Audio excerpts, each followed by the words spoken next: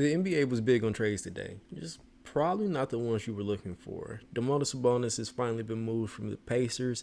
Now he's with the Sacramento Kings. CJ McCollum has finally been traded, and now he's with the New Orleans Pelicans. Before we get into the winners and losers of these trades, go ahead and like and subscribe to our channel so we can do more videos like this. And without further ado, let's go ahead and get into the action.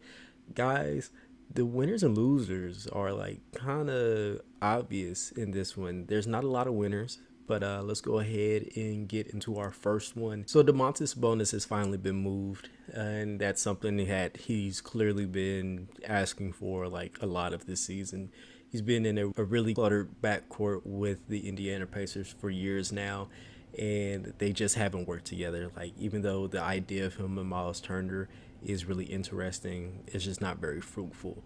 And now that he's in Sacramento, he has the chance to really have the entire front court to himself. There's not a lot of guys that are already down there that are really taking up space or have a true role like that. You can get a guy like Harrison Barnes to play the four because he's a big, strong forward that can also stretch the defense out to the three. And then outside of those guys are Chimezie Metu and Rashawn Holmes, who are more of your physical rebounding type guys. And that's perfect because Sabonis can kind of stretch the floor. He's not great at shooting the three, but he can work in those space and get those guys looks. And one of the most underrated things that are going on about this is the fact that Sabonis plays really good when there's another athletic guard that can create for himself and others in the backcourt. Those years where Victor Oladipo were there are his only two All-Star appearances, and you can really see how he feeds off a guy who can create his own shots, being a really good second or even first option in that. And that's exactly what you have in De'Aaron Fox. He's lightning quick, is really starting to figure things out. He's currently averaging 21 points and 5 assists, and they're going to be really scary as a pick and roll duo. So guys, keep in mind how good those two will just be able to work off each other. And I hate to say this, but their franchise is in our loser section. So as excited as I am to see this, I just got a bad feeling that the Kings are going to find a way to mess this up. Our next two winners are guys that came over in the Pelicans trade, and that's Josh Hart and Nickeil Alexander. First, we're going to go with Nickeil Alexander-Walker, who has been having an incredible season, even though he's been playing limited minutes. And this is a guy who's just gotten better and better throughout his career. He's only in year 3, but year 1 he averaged 4 points, year 2 was 8 points, year 3 12, almost 13 points a game. And if we can get a guy who's 6'4" that can really buy into the defensive end, that's exactly what you need in the backcourt with Damian Lillard. And a guy like Josh Hart does the exact same thing. He's doing the dirty work. He's doing all the gritty stuff. Those two might actually be the backcourt of the future for Portland, or at least the backcourt of now. And when you look at what they can do with lineups that have Anthony Simons featured while Dame is still out, you have a pretty big lineup that they just haven't had over the past couple of years with the Dame and CJ lineups, who guys are probably about like 6'2", 6'3" on a good day. Now you have 6'4", 6'5", 6'6". The fact that they really added size in that backcourt means a lot for the defensive end. The fact that they can insulate Dame when he comes back from his injury. This is a really good move for Portland, but again, Portland is on our losers list. So I'm excited for when we can get that true development of Nickeil Alexander-Walker, because he has been a guy who's steadily improved every year of his career. Before coming into the league, he was kind of looked at one of those sleeper guys who could really make a big impact, and he's showing that on both ends of the court. No, he's not a stellar three-point shooter, but the fact that he is giving a much bigger body to be paired with, even if he's the starting point guard with a guy like Josh Hart right now, or he's the 2 guard next to Dame when he comes back, a guy who can just be better on the defensive end than CJ ever was. And guys, that's it for our winners and losers. Yes, I'm really excited about Josh Hart being on this team. He gives the size and the defensive pressure and just like overall intangibles that were always missing with Portland. The fact that he's here is a very good, encourageable thing. but there's so much more loserdom in these trades than you would possibly imagine.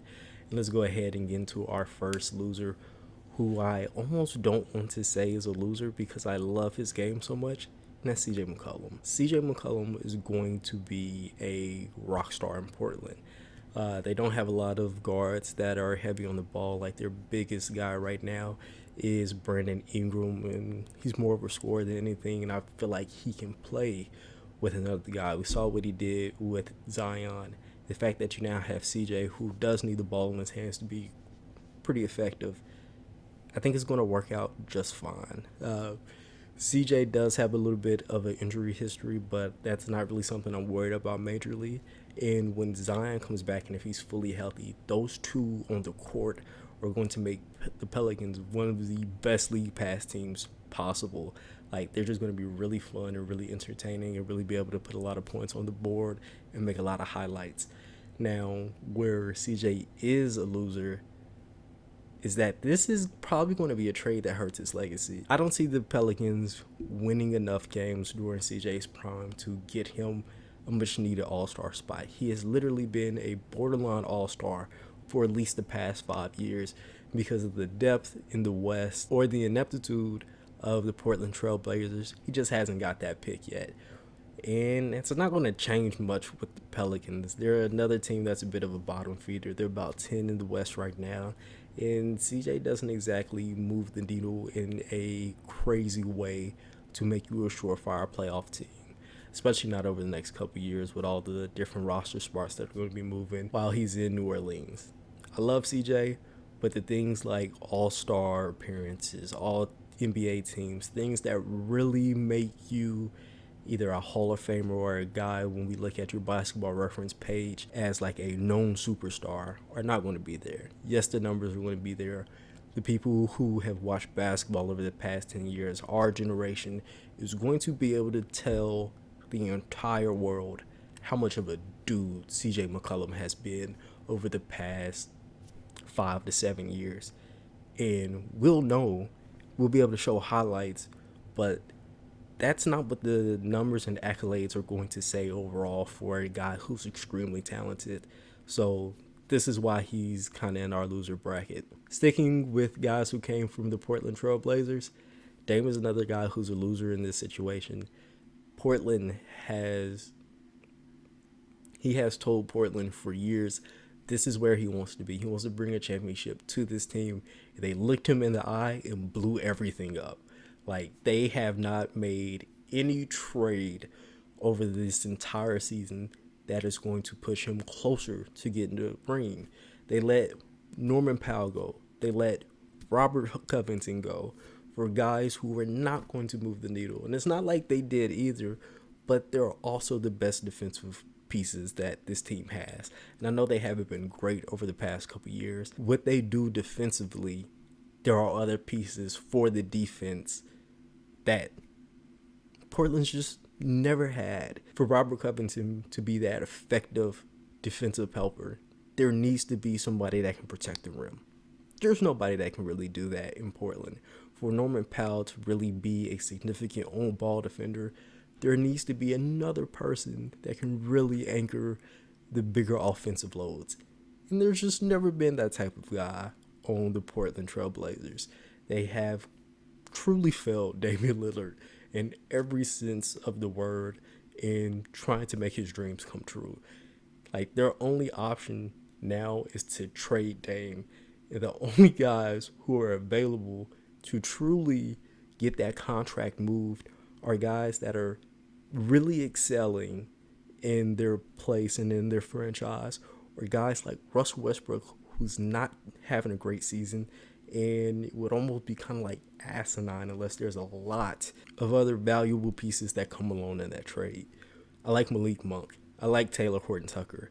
Those guys do not have the true value of a first-round pick. Horton-Tucker is closer to having that value, but I'd rather have a first-round pick. And since we're talking about picks, that Portland Trail Blazers pick is another reason why I feel like the Portland Trail Blazers are, as a whole, are losers in this situation. They got a first-round pick that is protected 5 through 14 from the Pelicans, and they are squarely number 10 in the West. When you look at all of the rosters, they stand at number 8 currently in the projected lottery order. Now, for them to get super lucky and get a draft pick that lands 1 through 4 is very unlikely just based on like the lottery odds. And strange enough, those 1 through 4 guys are exactly who Portland should be looking at in this upcoming draft. We're talking about somebody like Jabari Smith, who has that upside and ability to turn into a really good role player, i.e. Rashard Lewis, or be the superstar that Rashard Lewis was in his early days when he was with the Seattle Supersonics. That's the type of level of talent that we're talking about that could be influxed into this roster. That's just not going to happen. Then you got somebody like Chet Holmgren, who's going to be a defensive rim protector from day one. They're not going to be in the running for that. Or a guy like Paolo Banchero, who's going to be a 15-8 guy the minute he walks into an NBA team. And they're just probably not going to get somebody like that. Yeah, we're looking at 15 through 30 if that happens. That's basically for teams that are going to be in the playoff run. And that is not what we're looking at with the Pelicans. The Trailblazers have messed this up in a really weird way that have already showed they're ready for a rebuild and they're just not capable of doing a strong job of rebuilding this team and bringing everything together. It's really weird. That's why they're losers in this entire ordeal. We're going to move on to another team that I feel like is just not doing well when it comes to these trades, and that is the Sacramento Kings. We briefly talked about it with the Sabonis trade, but it's not good for the Kings either. Yes, they now have a really good duo, but when you look at that rest of the roster, who else is there that is like an enjoyable watch for basketball? Like, this roster doesn't really give you a lot of hope that there'll be a team that can even push like for the play-in. Yes, Sabonis does add at least 3 to 4 wins to your record, but as a team that's 12, maybe 13 at the time of this video being recorded, that's not looking too good for them. And it's a really hard thing to watch because Sacramento Kings hasn't been good since the days of Chris Webber, and I'm 25. I do not remember those times whatsoever. The highlights are cool. The story against them and the Lakers, very entertaining. But since then, it has been straight ineptitude from the front office, these rosters, from the GM. There has not been a single bright spot for the Kings whatsoever the entire time I've been a basketball fan. And that's not going to change anytime soon. So they just add to their level of loserdom.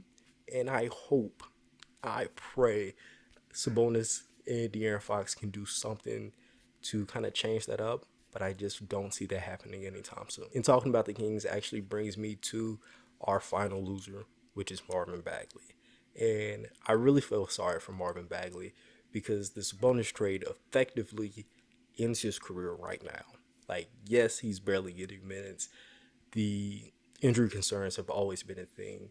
He looks lost on offense. He looks lost on defense. But he was a top lottery pick, the best player on a really good Duke team.